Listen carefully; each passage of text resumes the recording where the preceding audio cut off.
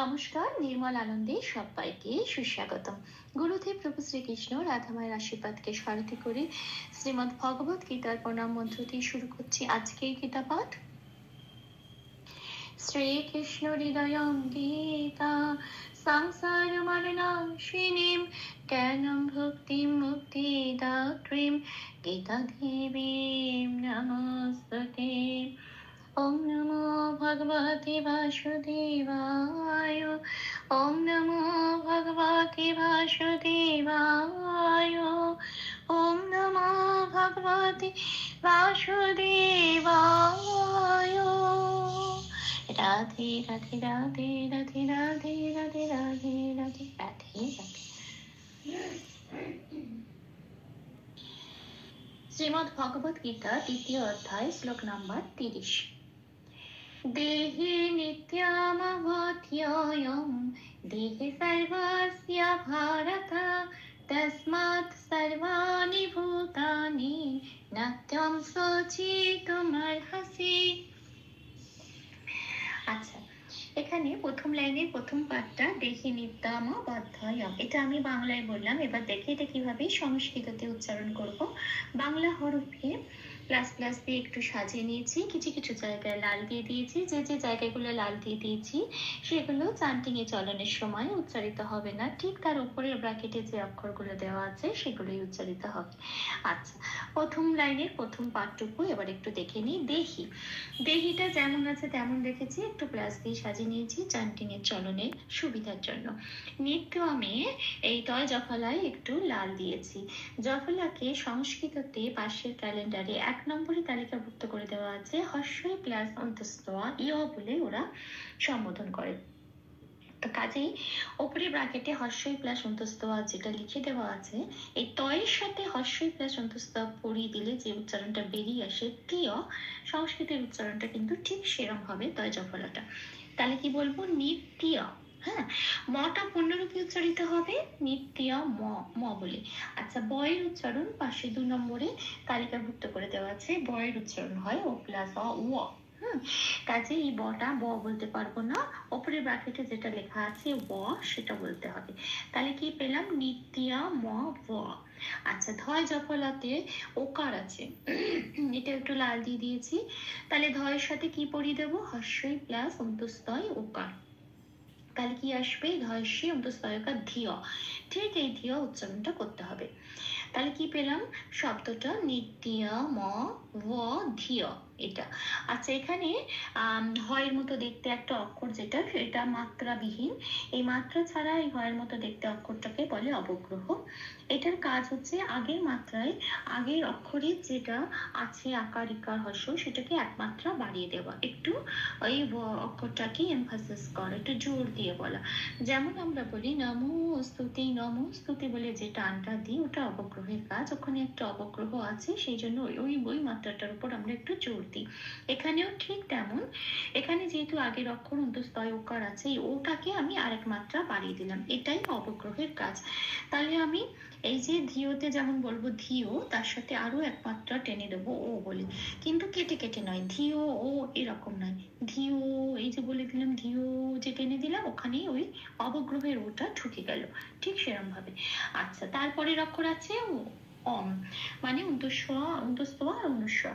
অনুস্বরটা সংস্কৃতিতে পাশে 3 নম্বরে তালিকাভুক্ত করে দেওয়া আছে, ময় হর্ষন্ত হিসেবে প্রতিস্থাপিত হয়ে যায়।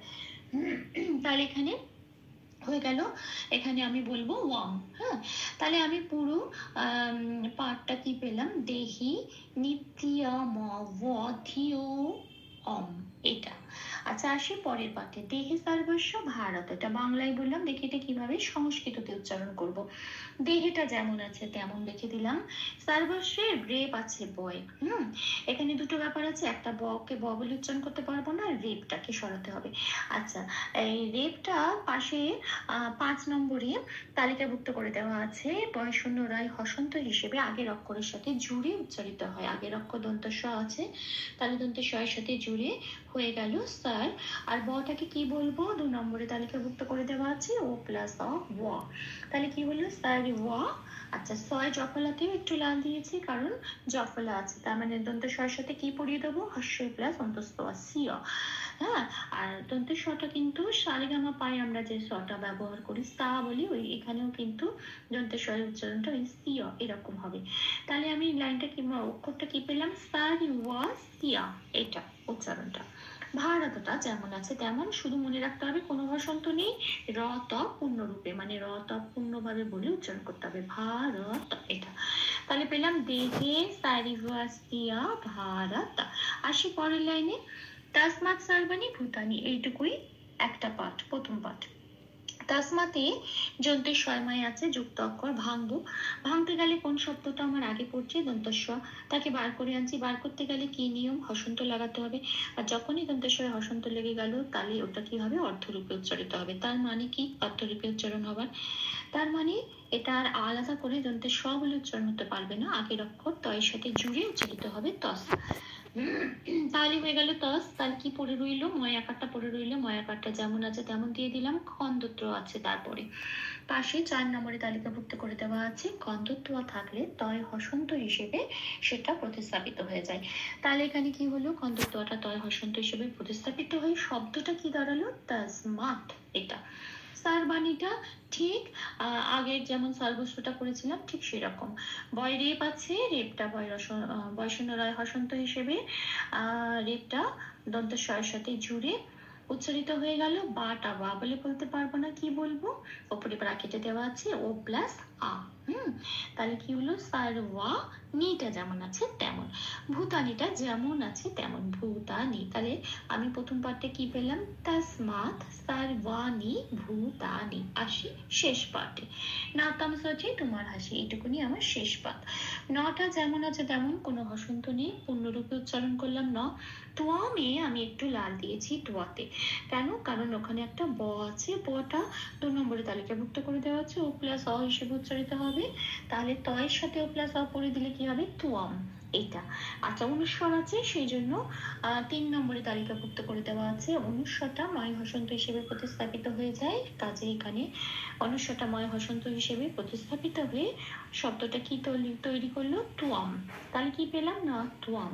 আচ্ছা, এখানে সূচিতে সো যেমন আছে তেমন, চি যেমন আছে তেমন, তু যেমন আছে তেমন, শুধু ময়ের সাথে একটা বয়সন্য রায় হসন্ত লাগলো, কেন, কারণ হয় রেপ আছে, হয় রেপ থাকলে 5 নম্বরে তালিকাভুক্ত করে দেওয়া আছে বয়সন্য রয় হসন্ত হিসেবে, আগের অক্ষর ময়ের সাথে জুড়ে গেল, মর হলো হটা ফ্রি হয়ে গেল। এখন হটা পূর্ণরূপে উচ্চারিত হবে হ, আর সিটা যেমন আছে তেমন সি। তাহলে কি পেলাম, নতওয়াম সচি তোমার হাসি এটা। ভুল ত্রুটি ক্ষমা করে দেবে, অনুশীলনের সুবিধার জন্য 3 বার করে চান্ট করে দেওয়ার চেষ্টা করলাম। দেহে নিত্যমবধ্যায়ং দেহে সর্বস্য ভারত তস্মাৎ সর্বাণি ভূতানি ন তং শোচিতুমর্হসি। দেহি নিত্যমবধ্যায়ং দেহে সর্বস্য ভারত তস্মাৎ সর্বাণি ভূতানি ন তং শোচিতুমর্হসি। দেহি নিত্যমবধ্যায়ং